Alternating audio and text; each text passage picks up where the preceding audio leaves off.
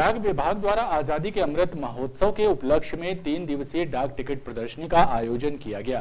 प्रदर्शनी में देश की राष्ट्रीय धरोहरों से संबंधित टिकटों को शामिल किया गया है।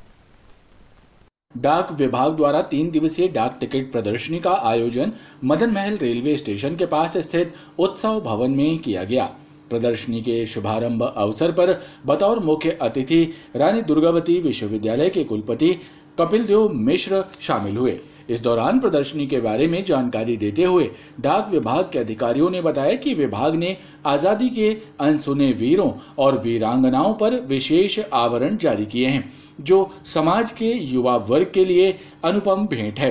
86 पार्टिसिपेंट ने भाग लिया हुआ है, जिसमें पिंक ग्रुप है, यूथ वाला क्लब है और कंपटीशन क्लब भी है।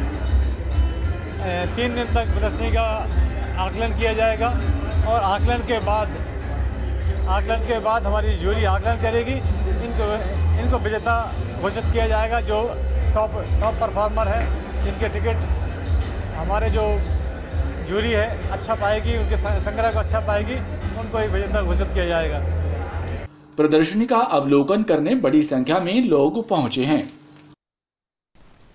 स्ट्रीट लाइट्स के बिलों का भुगतान नगर निगम द्वारा किया जाता है और बिजली कंपनियों के अधिकारी स्ट्रीट लाइट से अपने घरों को रोशन कर रहे हैं। ये आरोप लगाते हुए कांग्रेस कार्यकर्ताओं ने महापौर अन्नू सिंह से मामले की जांच कराने की मांग की।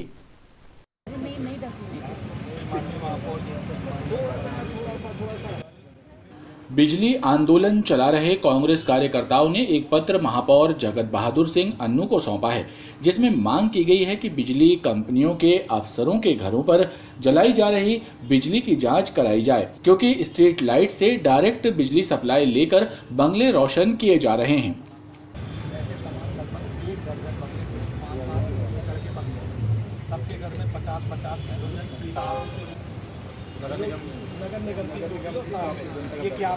समूचे शहर ने, पूरे मध्य प्रदेश ने और देश ने देखा कि किस तरीके से बिजली के आला अधिकारी, जिनके कंधे पर इस प्रदेश में अच्छी बिजली व्यवस्था पहुंचाने की उनके ऊपर जवाबदारी है, किस तरीके से नगर निगम को चूना लगाया जा रहा है। इस शहर की जनता का जो पैसा है उसको बिजली चोरी के माध्यम से लूटा जा रहा है। वो स्ट्रीट लाइट जो नगर निगम ने पब्लिक कन्वीनियंस के लिए लगाई गई थी, उससे अपने निजी बिजली का उपयोग किया जा रहा है। पूरे तार बिछा के स्ट्रीट लाइट के केबल से अपने घरों को रोशन किया जा रहा है। एक घर में 50-50 हेलोजन, 1,000 वॉट की हेलोजन, ये पूरा कल वहां पर ऑन स्पॉट आपके सामने हम लोगों ने दिखाया किस तरीके से चोरी की जा रही है। जब ट्रांसफार्मर से लाइट बंद की जाती है तो स्ट्रीट लाइट के साथ उनके बंगलों की भी लाइट बंद होती है। जब ट्रांसफार्मर से लाइट चालू करी जाती है तो उनके बंगले की भी लाइट चालू होती है।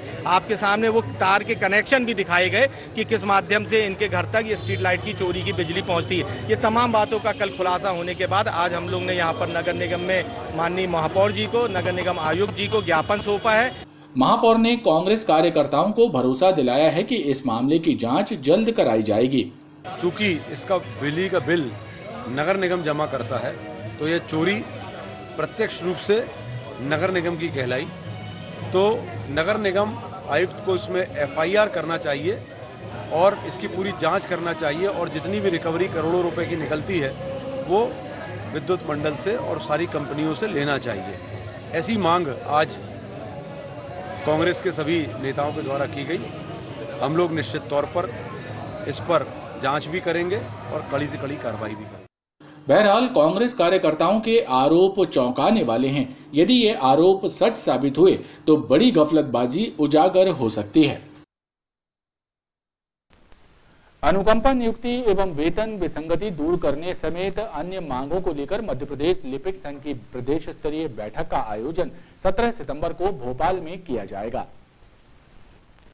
इस बैठक में जबलपुर से भी लिपिक संगठन के सदस्य शामिल होंगे। लिहाजा इसी सिलसिले में एक अहम बैठक साइंस कॉलेज में आयोजित की गई, जिसमें इस बारे में विस्तृत चर्चा हुई और आंदोलन की रूपरेखा भी तैयार करने पर मंथन हुआ।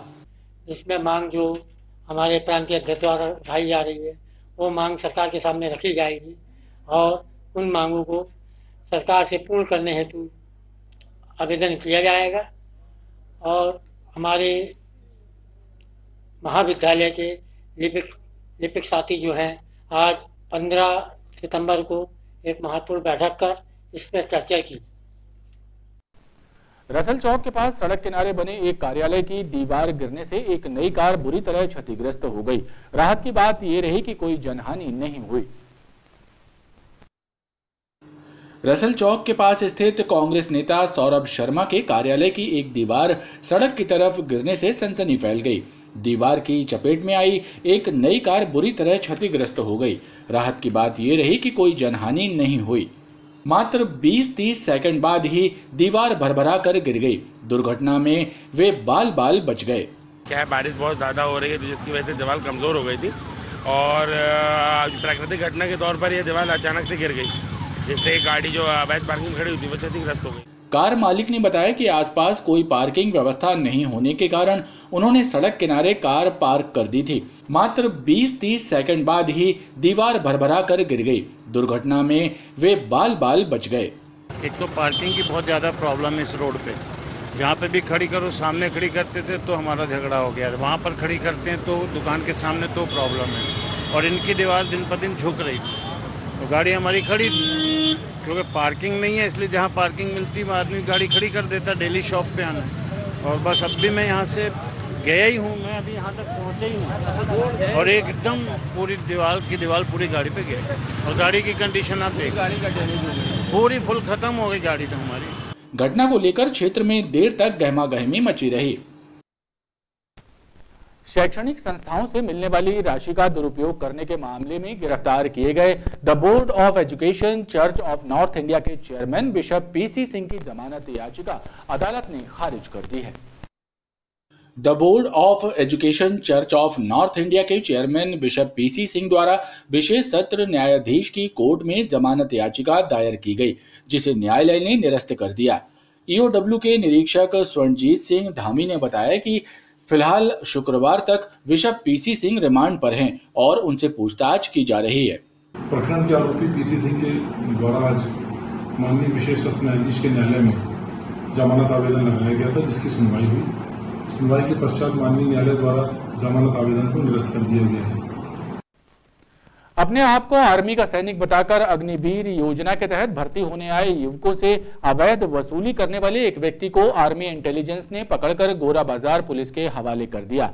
पुलिस के द्वारा आरोपी से पूछताछ की जा रही है। गोरा बाजार थाने से मिली जानकारी के अनुसार आर्मी इंटेलिजेंस के अधिकारी कर्मचारी सीधी जिला निवासी 26 वर्षीय युवक राहुल सिंह को पकड़कर लाए और उन्होंने बताया कि राहुल सिंह अग्निवीर योजना के तहत भर्ती में शामिल होने आए युवकों से भर्ती के नाम पर अवैध वसूली कर रहा था और खुद को आर्मी का सैनिक बता रहा था। संदेह होने पर उसे पकड़ा गया और पूछताछ की गई तो पता चला कि वो वर्तमान में MH अटैच लाइन गोरा बाजार में रह रहा है और खुद को सिग्नल कोर के अस्पताल में सेवारत बताता है, लेकिन इसकी पुष्टि नहीं होने पर उसे पुलिस के हवाले कर दिया गया।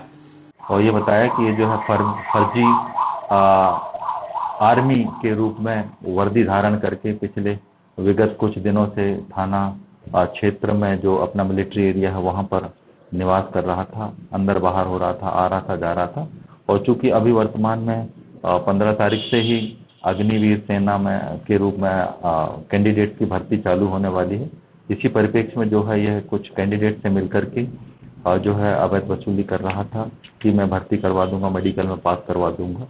और जो आर्मी की इंटेलिजेंस है उनके द्वारा इसको पकड़ा गया और उसके बाद जो है कर्नल अभिजीत पॉल जेकब सर के द्वारा जो है पूरा एक प्रतिवेदन बना करके मैं दस्तावेज थाने पर ला कर दिया गया, जिस पर जो है प्रथम दृष्टया अपराध धारा 420, 419, 140 ताजिरात हिंद का प्रथम दृष्टया पाए जाने पर प्रथम पंजीबद्ध कर आरोपी को हिरासत में लिया गया है।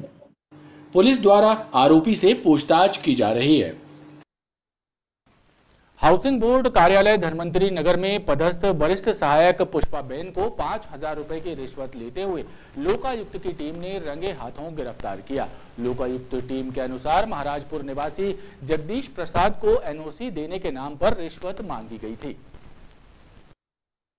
महाराजपुर निवासी जगदीश प्रसाद की शिकायत पर कार्रवाई करते हुए लोकायुक्त ने धनवंतरी नगर स्थित हाउसिंग बोर्ड कार्यालय के संपत्ति अधिकारी दफ्तर में पदस्थ वरिष्ठ सहायक पुष्पाबेन को 5,000 रुपए की रिश्वत लेते हुए गिरफ्तार किया है।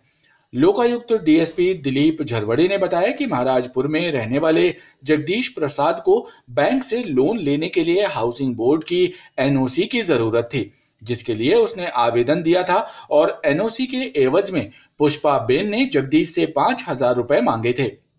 यहाँ पर चौहद्दी बनवाने के लिए आवेदन दिया था जून में, तो बहुत परेशान किया है। पैसे की मांग की गई 5,000 रुपये की, तो वही रिश्वत दी गई हैं और बहुत परेशान किया, साइन नहीं कर रहा जी, फटका रहा।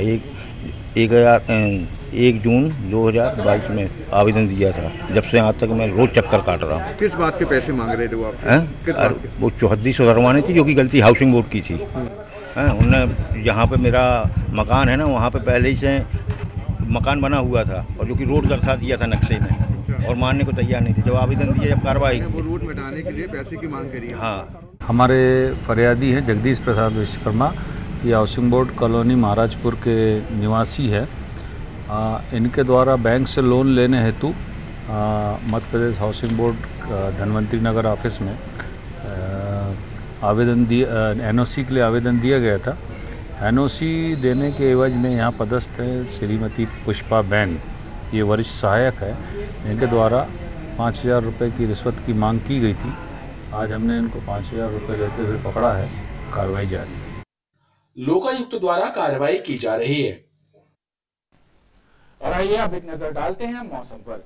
जिले में बारिश का सिलसिला रुक रुक कर जारी है। अभी तक 50.41 इंच बारिश दर्ज की जा चुकी है और आगामी 24 घंटे के दौरान संभाग में बारिश का सिलसिला जारी रहने की संभावना है। मौसम विभाग से मिली जानकारी के अनुसार अधिकतम तापमान 29.9 डिग्री और न्यूनतम तापमान 22.4 डिग्री सेल्सियस दर्ज किया गया है, जो सामान्य से 1 डिग्री कम था। वहीं जिले में 1280.5 मिलीमीटर बारिश रिकॉर्ड हुई है, जो लगभग 50.41 इंच है। मौसमविदों का कहना है कि आगामी 24 घंटे में भी संभाग के कई स्थानों में बारिश होगी।